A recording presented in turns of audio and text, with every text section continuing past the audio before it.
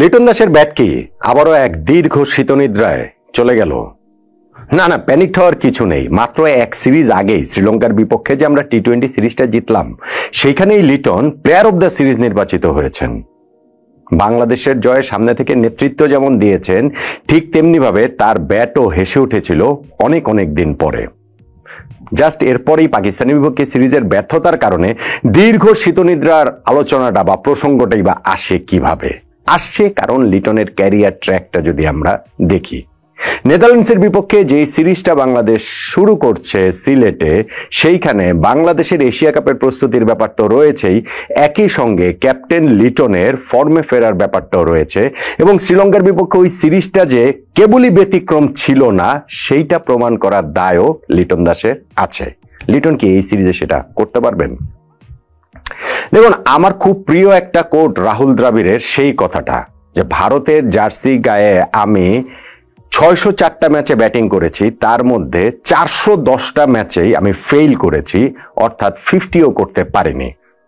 তার মানে যতগুলো ম্যাচে আমি সাকসেস হয়েছি তার চেয়ে অনেক বেশি ম্যাচে বা ইনিংসে আমি ফেল করেছি, রাহুল দ্রাবিড় বলছেন। সো ফেলিওরটা তো হচ্ছে গিয়ে সাকসেসের একটা পার্ট, নিঃসন্দেহে। আমি ওইটার একটু ইলাবোরেট করে আমি দেখেছিলাম যে এই যে রাহুল দ্রাবিড় কথাটি বললেন, যিনি ভারত না সর্বকালের অন্যতম সেরা একজন ব্যাটসম্যান হিসেবে সর্বজন স্বীকৃত, তিনি যখন এরকম কথা বলেন, তিনি যখন ফেইলিওরটাকে এইভাবে সাকসেসের একটা পার্ট করে নেন, সেইটার আলাদা একটা গুরুত্ব থাকতে বাধ্য। এই যে দ্রাবিড় যে কথাটা তিনি বলছেন যে অনেক বেশি তিনি ফেল করেছেন সাকসেসের চেয়ে, 604 ইনিংসের মধ্যে 410টা ইনিংসে তিনি 50ও করতে পারেননি। মানে 50টা এটা একটা ধরা হয়েছে, একটা বেঞ্চমার্ক ধরা হয়েছে যে এর কম করলে আসলে ফেলিওর। ওইভাবে যদি দেখেন, দ্রাবিড় এই হিসাবে 67% ইনিংসে তিনি ব্যর্থ হয়েছেন।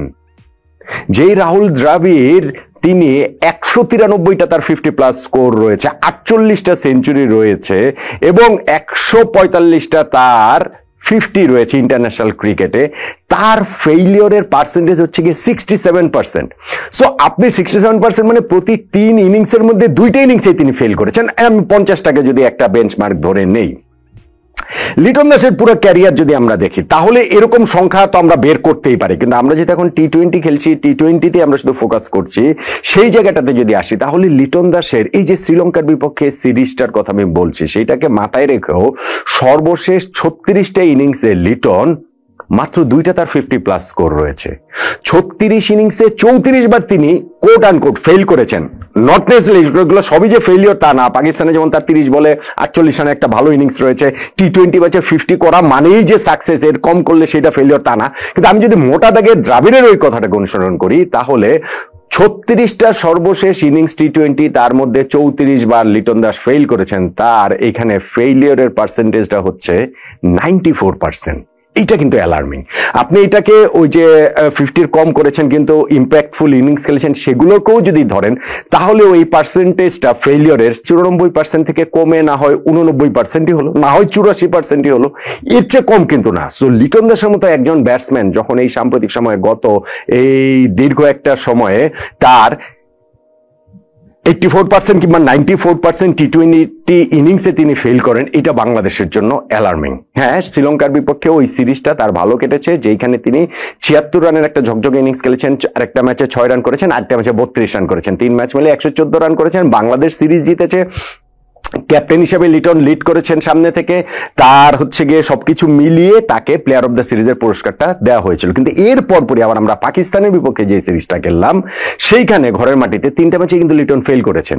লিটন 3 ম্যাচ মিলিয়ে করেছেন মাত্র 17 রান, 1 রানে আউট হয়েছেন, 8 রানে আউট হয়েছেন, 8 রানে আউট হয়েছেন, স্লিপে ক্যাচ দিয়ে আউট হয়েছেন, মিড উইকেটে ক্যাচ দিয়ে আউট হয়েছেন, বোল্ড হয়ে গিয়েছেন তিনি। সো ঘরের মাটিতে যখন এরপরে আবার আমরা একটা সিরিজ খেলতে যাচ্ছি, লিটনের জন্য কিন্তু ফর্মে ফেরাটা জরুরি। আমরা ওভারঅল টি-20 কথা তো বলছি, হোয়াইট বল ক্রিকেটের কথাও যদি ওভারঅল বলি, ওয়ানডেতে তো অবস্থা লিটনের আরো খারাপ, আরো ভয়াবহ, আরো শোচনীয়। তিনি তো 11 থেকে বেশ কয়েকবার বাদই পড়েছেন। সর্বশেষ শ্রীলঙ্কা সফরেও শ্রীলঙ্কার বিপক্ষে ওয়ানডে সিরিজেও তাকে একাদশ থেকে বাদ দেওয়া হয়েছিল, আর সেটা হবে নাই বা কেন? ধরেন সর্বশেষ 8টা ওয়ানডে ইনিংস মিলিয়ে লিটনের রান মাত্র 13, এভারেজ হচ্ছে গিয়ে 1.85।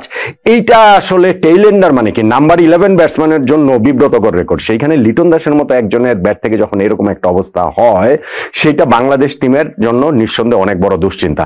যাক, ওয়ানডের হিসাব বাদ, ওয়ানডের আলোচনায় এখানে বাদ, কিন্তু টি-20-র কথাও যদি আমরা বলি, সেইটাও লিটনের ওই ক্যারিয়ার প্যাটার্নের কথা আমি বললাম যে এক সিরিজ আগেই তিনি প্লেয়ার অফ দ্য সিরিজ হয়েছেন, কিন্তু নেক্সট সিরিজটাতে তিনি এত মিজারেবলি ফেল করেছেন, আবারও কিন্তু ওই ভয়টা আসাটা খুবই স্বাভাবিক। তার পুরো ক্যারিয়ারে যদি দেখেন 2015 সাল থেকে শুরু করেছেন, অন এন্ড অফ বেশিরভাগ সময় তিনি আসলে ফেল করেছেন। কখনো তিনি একটু ভালো করেছেন, আমাদেরকে আবার আশা দিয়েছেন যে না এইবার বোধহয় তিনি ধারাবাহিক হন। অ্যাপার্ট ফ্রম ওই বছরটা, কত 2022 সাল, ওই বছরটাতে তিনি আসলে খুব ধারাবাহিকভাবে মোটামুটি সব ফরম্যাটে স্কোর করেছেন। কিন্তু ওই বছরটা যদি বাদ দেয়, ইন্টারন্যাশনাল ক্রিকেটে 10 বছর তিনি কাটিয়ে ফেলেছেন, বাকি 9 বছর মোটা দাগে তার হচ্ছে গিয়ে ফেইলিওর।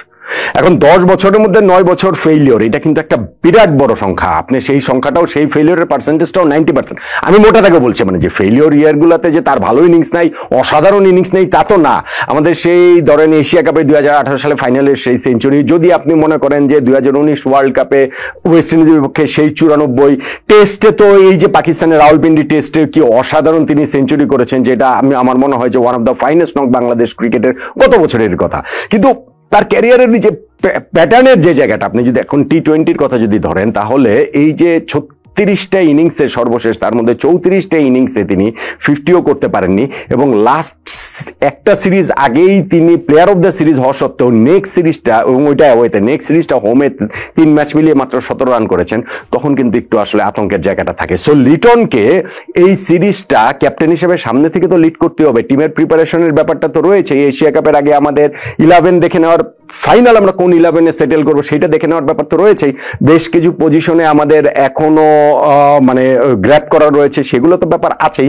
ক্যাপ্টেন হিসেবে সেই বাড়তি রেসপন্সিবিলিটির সঙ্গে সঙ্গে পুরো টিমের কাজটা, ক্যাপ্টেনেরও কাজটা বা বাংলাদেশ টিমের প্রস্তুতির কাজটা অনেক ভালোভাবে হবে যদি লিটন দাসের ব্যাট হেসে ওঠে, যদি লিটন দাস ফর্মে ফেরেন, যদি লিটন দাস শ্রীলঙ্কার বিপক্ষে ওই সিরিজটাকে ব্যতিক্রম হিসাবে প্রমাণ না করতে পারেন। তিনি যদি এই সিরিজটাতেও রানে থাকেন, তখন হয়তোবা, আমি জানি না, হয়তোবা নেদারল্যান্ডসের বিপক্ষে এই সিরিজটা আমাদের জয়ের জন্য বা আমাদের প্রিপারেশনের জন্য লিটনের ব্যাটে রান পাওয়াটা যে খুব গুরুত্বপূর্ণ তা হয়তো নয়। সিরিজ জয়ের কথা, ম্যাচ জয়ের কথা আমি বলছি, নাও হতে পারে। নেদারল্যান্ডসের বিপক্ষে আমরা জিততেই পারি, সহজেই জিততে পারি, অন্যান্যরাই জিতিয়ে দিতে পারে। কিন্তু যখন আপনি এশিয়া কাপের হিসাব করবেন, যখন আপনি ভাবছেন যে ওইখানটাতে আমরা শ্রীলঙ্কা, আফগানিস্তান, হংকংকে একপাশে সরিয়ে রাখলো, শ্রীলঙ্কা, আফগানিস্তান এই দুই দলের কোনো একটা দলকে টপকে আমাদের সুপার 4-এ জায়গা করে নিতে হবে, ওই সময় আসলে লিটন দাসকে লাগবে। ওই সময় লিটন দাসের ব্যাট হেসে উঠতে হবে, এবং সেইটা আমাদের জন্য ভীষণ ভীষণ রকম প্রয়োজনীয়। ওই কারণটাতে আমার কাছে মনে হয় যে নেদারল্যান্ডসের বিপক্ষে এই সিরিজটাতে লিটনের ব্যাট হেসে ওঠাটা জরুরি। লিটন এক সিরিজ আগেই প্লেয়ার অফ দ্য সিরিজ নির্বাচিত হয়েছেন শ্রীলঙ্কার বিপক্ষে। নেদারল্যান্ডসের বিপক্ষে সিরিজে তাকে প্লেয়ার অফ দ্য সিরিজ নির্বাচিত হতে হবে না, মানে সেইটা হওয়া মানেই যে তিনি ছন্দে আছেন, ছন্দে ফিরেছেন, বিষয়টা সেটা না। কিন্তু ওই যে প্যাটার্ন, তার ক্যারিয়ার যে প্যাটার্ন, যে না ঠিক আছে একটা ম্যাচ ভালো খেলে বা একটা সিরিজ ভালো খেলে আবার দীর্ঘ সময়ের জন্য শীতনিদ্রায় ডুবে যাওয়া, শীত ঘুম ধাওয়া একটা বিশাল সময়ের জন্য, সেইটা যেন না হয়, তা ইনশিওর করার জন্য আমার কাছে মনে হয় যে নেদারল্যান্ডসের বিপক্ষে এই সিরিজটা গুরুত্বপূর্ণ। নাম্বার 3 পজিশনটা লিটন নিজের করে নেবেন, স্কোর পাবেন, সামনে থেকে দলকে নেতৃত্ব দেবেন। ওই আশা নেদারল্যান্ডসের বিপক্ষে সিরিজে আমরা খুব করে করব না?